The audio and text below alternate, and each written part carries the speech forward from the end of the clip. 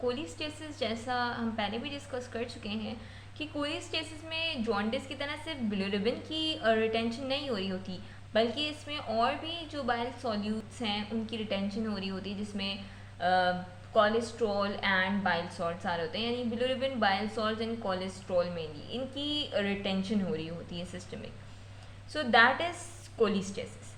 और ऑब्वियसली ये बाइल का जो फ्लो है उसमें कहीं कोई इम्पेयरमेंट आ रही है, उसकी वजह से हो रहा होता है। ये इम्पेयरमेंट या तो कोई हिपैटोसेल्युलर डिसफंक्शन होता है, लिवर का खुद का कोई डिसफंक्शन हो रहा है उसके सेल्स का, ठीक है, या तो इंट्राहेपेटिक या एक्स्ट्रा हेपेटिक जो बिलियरी ऑब्स्ट्रक्शन है। सो ये कॉजेज हो सकती हैं इसकी डिफरेंट, लेकिन ये भी मैनिफेस्ट कर रहा होता है as jaundice. Systemic retention of bilirubin, bile salts and cholesterol। तो causes में इसके आ सकता है either hepatocellular dysfunction or intra or extra hepatic biliary obstruction, ठीक है। हमने इसकी डेफिनेशन देख ली, इसके कॉजेज देख लिए। It also manifest as jaundice. अगर हम इसके कुछ साइन सिम्टम्स को देख लेते हैं तो इसमें एक तो जॉन्डिस हमें मिल रहा होगा, इसके अलावा समटाइम्स इसमें प्रूराइटिस यानी स्किन पे इचिंग वगैरह भी मिलती है, जिसकी जो पैथोजेनेसिस है वो इतनी क्लियर नहीं है, बट कभी कभार हमें प्रूराइटिस के साथ भी पेशेंट प्रेजेंट कर सकता है। यहाँ पे मैं साथ साथ आपके लिए लिख भी देती हूँ। और सेकेंड, स्किन ज़ैंथोमास। ये फोकल कोलेस्ट्रॉल अक्यूमुलेशंस होती हैं, क्योंकि इसमें इम्पेयर्ड कोलेस्ट्रॉल की एक्सक्रीशन हो रही है और हाइपरलिपिडीमिया है, उस वजह से हमें स्किन ज़ैंथोमास भी मिल सकते हैं। बाकी jaundice. These are some of the symptoms with which the patient can present to you with cholestasis. अच्छा, जो लेबॉर्ट्री डायग्नोसिस होती है ये एक बहुत इंपॉर्टेंट पॉइंट है, जहन में ज़रूर रखिएगा इसको, कि इसमें करेक्टरिस्टिक लेबॉर्ट्री फाइंडिंग जो है is elevated serum alkaline phosphatase.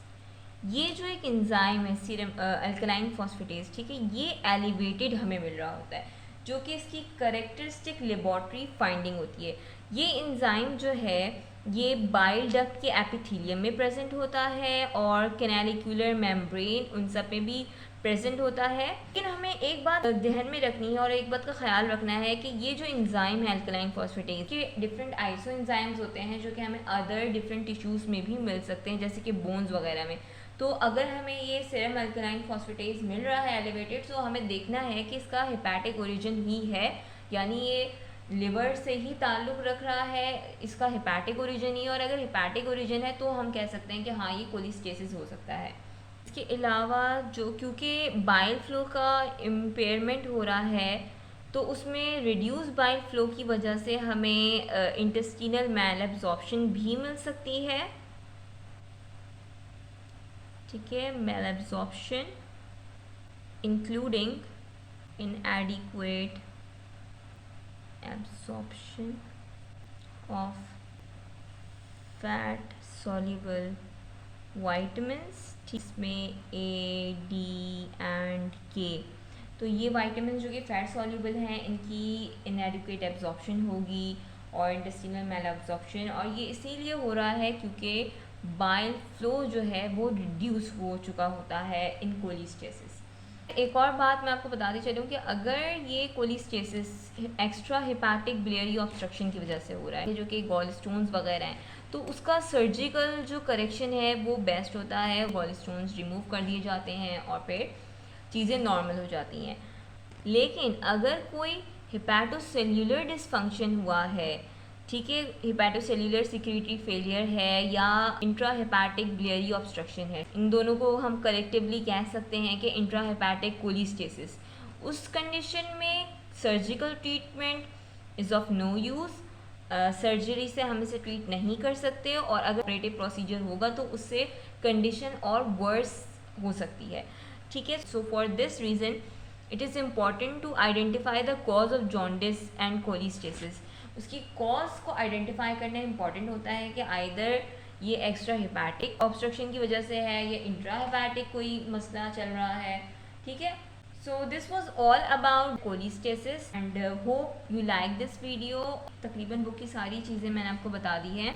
If you like this video तो kindly share it with your friends और अपने कुलीग्स के साथ आप इसको शेयर कीजिएगा ज़्यादा से ज़्यादा। और अगर आपने चैनल को अब तक सब्सक्राइब नहीं किया है तो चैनल को सब्सक्राइब कर दीजिएगा, बेल आइकन पर क्लिक कर दीजिएगा ताकि आपको मज़ीद वीडियोज़ का नोटिफिकेशन भी मिलता रहे। Thank you so much, take care, अल्लाह हाफिज़।